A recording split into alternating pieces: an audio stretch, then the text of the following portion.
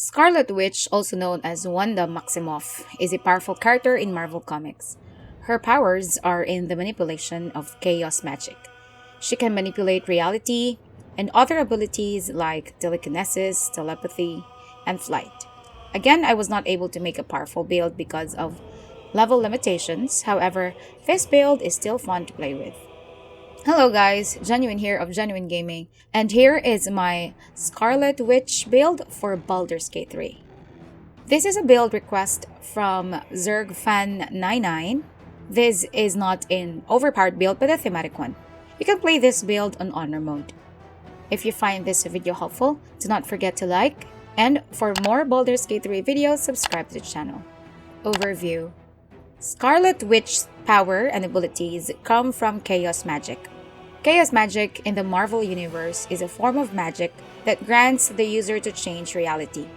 This can involve creating, destroying, or fundamentally altering anything from objects to entire worlds. Chaos magic in the Marvel Universe is not the same as chaos magic in the D&D universe. However, they have one common thing. Chaos magic is unstable. It is difficult to control, and unintended consequences are always a risk. That is why being a sorcerer with wild magic is perfect for Scarlet Witch. Aside from chaos magic as her source of power, Scarlet Witch's power is also linked to Kethlon. Is the author of the Dark Hold, a grimoire containing dark magic spells. Scarlet Witch got hold of this grimoire, which made her powers grow stronger, but at the same time corrupted her. That is why I also gave her the Warlock class, with the Great Old One as patron and Pact of the Tome as her boon. Gear and equipment. To make her more powerful as a spellcaster, I suggest to equip her with the following. Birthright. This gives Wanda's charisma a +2, making it 20. This will increase her spell attack roll and spell save DC by 1. You can buy this in the Sorcery Sundress. Robe of the Weave. This robe gives a lot of good things to Scarlet Witch. First, it gives her a +1 bonus to both spell save DC and spell attack rolls. This also gives her the ability to regain 1d6 hit points whenever she succeeds in a saving throw against a spell. Aside from those two things, it also gives her a +2 AC. Quick Spell Gloves. This allows Scarlet Witch to cast a cantrip by using her bonus action. This effect can be used once per short rest.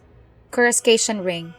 This would allow Wanda to apply Radiating Orb for 2 turns when she deals spell damage to an enemy that is illuminated by the light source.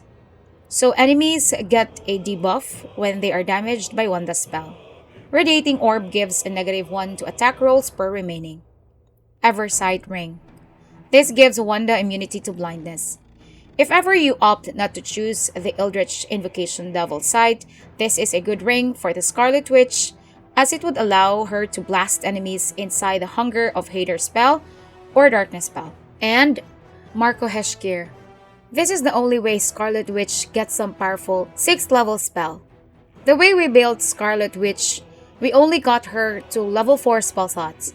Casting Karasha's Favor will give Wanda access to some powerful spells that recharge after a short rest, which is pretty nice. Build. If you want aesthetics and get that horn on Scarlet Witch, I suggest choosing a Tiefling. If ever go for Wanda as a Tiefling, I suggest going for the Asmodeus Tiefling to get Produce Flame as a free cantrip. Then you will be able to get Hellish Rebuke spell at character level 3 and the Darkness spell at character level 5. Both of the spells recharge after a long rest. If not, a Human Raise is a good choice. For the abilities, make her Charisma 16, Dexterity 16, Constitution 14, and Intelligence 12. For her background, choose Acolyte, as she served for some time as an apprentice to Doctor Strange and a few times to Agatha Harkness. For the skills, she can go for Charisma and Intelligence-based skills.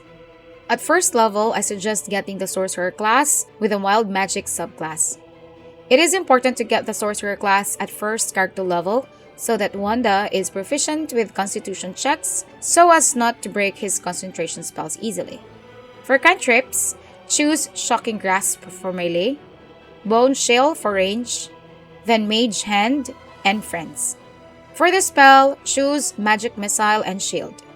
With Wild Magic subclass, she gets the Wild Magic and Tides of Chaos. Wild Magic gives Wanda's magic some random effects. The following are the effects of Wild Magic. Tides of Chaos is a reaction that grants an advantage on Wanda's next attack roll, ability check, or saving throw. This also increases the chance of a Wild Magic Surge to 50%. Normally, it is only 5%. At character level 2, I suggest going for the Warlock class to get the signature Hex Blast of the Scarlet Witch. Cast Hex on the target and blast it with the Eldritch Blast cantrip. So for her cantrips, choose Eldritch Blast and Blade Ward. For the spell, choose Hex and Armor of Agathis. For the patron, choose the Great Old One. This would give Wanda the Mortal Reminder ability. When she lands a critical hit against a creature, that creature and nearby enemies must succeed a Wisdom saving throw or become frightened until the end of their next turn. At character level 3, she stays in the Warlock class. She gets Arms of Hadar for her spell. For her Eldritch invocations, choose Agonizing Blast and Armor of Shadows. The Armor of Shadows is to cast Mage Armor without a cost of a spell slot. At character level 4, Wanda is now a level 3 Warlock, and so she gets a Pact Boon. She chooses Pact of the Tome. She can now cast Guidance, Vicious Mockery, and Thorn Whip. She chooses Hold Person for her spell. She replaces Arms of Hadar with a Darkness spell.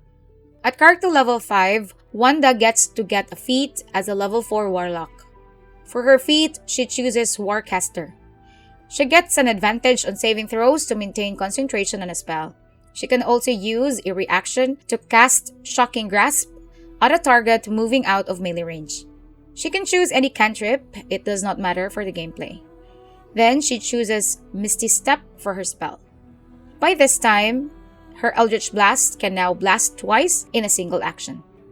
At character level 6, Wanda is now a level 5 Warlock. Her Pact of the Tome is now improved. Animate Dead, Haste, and Call Lightning are spells added to her tome. She can cast these spells once per long rest. For her spell, choose Counterspell. She then replaces the Darkness spell with the Hunger of Hadar spell. At character level 7, she goes back to the Sorcerer class. As a level 2 Sorcerer, she chooses Sleep for her spell. For the Meta Magic, she chooses Twin Spell and Careful spell.